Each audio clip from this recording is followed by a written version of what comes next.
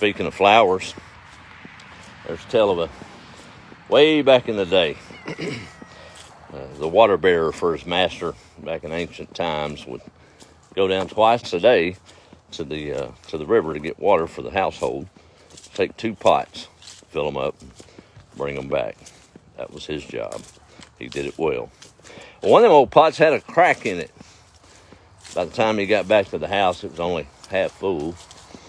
And he brought back a pot and a half every time. Well, this went on for years.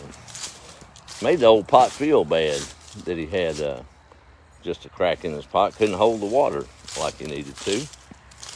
He actually talked to the water bearer one day. He said, "Man, I got to apologize to you. This old crack in myself, I can only hold half that water. By the time you get back to the house, it's all spilled out. I don't feel like I'm doing my job. I'm pretty much worthless as a pot of water." He said, "Well, I don't want you to feel bad. Tell you what, in the morning when we go out, I want you to notice as we walk down the path to the river, if you see anything different." So they're walking along, and that old broken pot with a crack in it. Noticed a lot of wildflowers blooming on his side of the path, just beautiful flowers. Got to the river, he said, "Yeah, I noticed there's flowers on my side."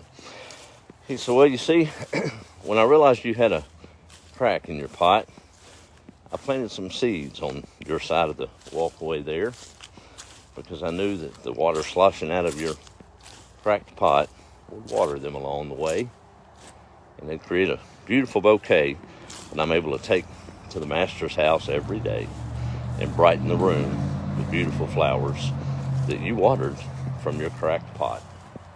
So you see, you have a purpose just as much as the pot without the crack, to bring beauty in the world around you." It's not that hard to do with a smile. Randy and I was talking about some things, and we have some pretty deep discussions out here in this old dirt. He pegged it, and I've heard it before, but the turmoil around us and the state of things, I think you can boil it down to people feel hopeless, right? Spirit of hopelessness.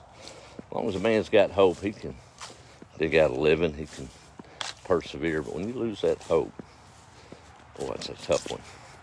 For us, our hope is in Jesus Christ, and you'd be wise to do the same, because that's the only constant hope you can find, at least in my mind.